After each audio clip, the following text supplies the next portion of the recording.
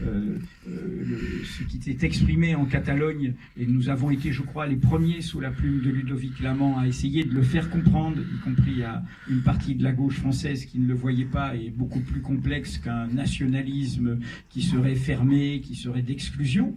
Je rappelle que la plus grande manifestation l'an dernier qui a eu lieu de solidarité avec les migrants en Europe a eu lieu à Barcelone, 15 000 personnes, et donc la spécificité de cette renaissance du nationalisme catalan, de sa diversité, de ses variantes, de ses alliés de gauche par rapport à ce qui se passe en Espagne.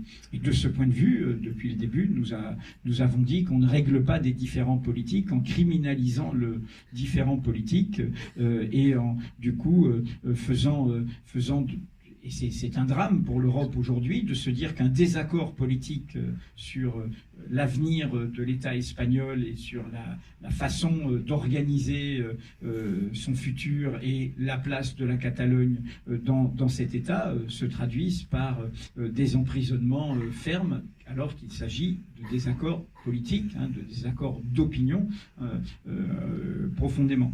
Voilà. Mais derrière, il y a aussi tout un champ pour nous bien compliqué et que la France va inévitablement devoir affronter au lointain, je pense, autour de la Nouvelle-Calédonie et de son référendum, puisque nous sommes la dernière puissance coloniale directe du monde. C'est comment on accepte l'idée de ne plus être dans cette vision qui, elle aussi, est datée d'États-nations uniformisateurs, d'États-nations qui ont du mal avec la diversité, avec la pluralité. Comment on accepte qu'il y ait des identités-relations, comment on accepte de faire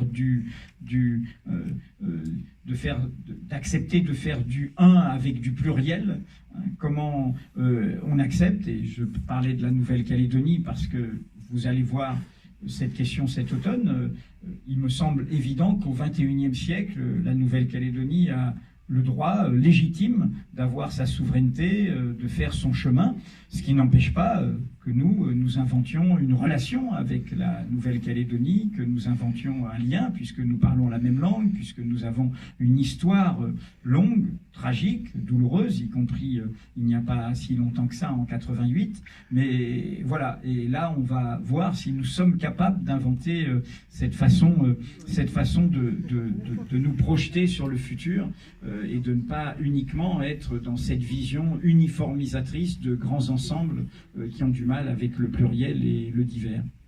Voilà.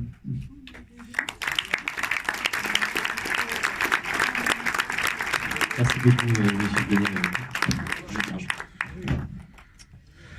Donc, merci à vous d'être venus, d'avoir participé.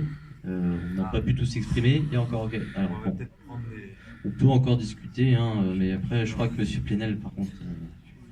Donc, 18h30 à Cérès, si vous voulez continuer la discussion.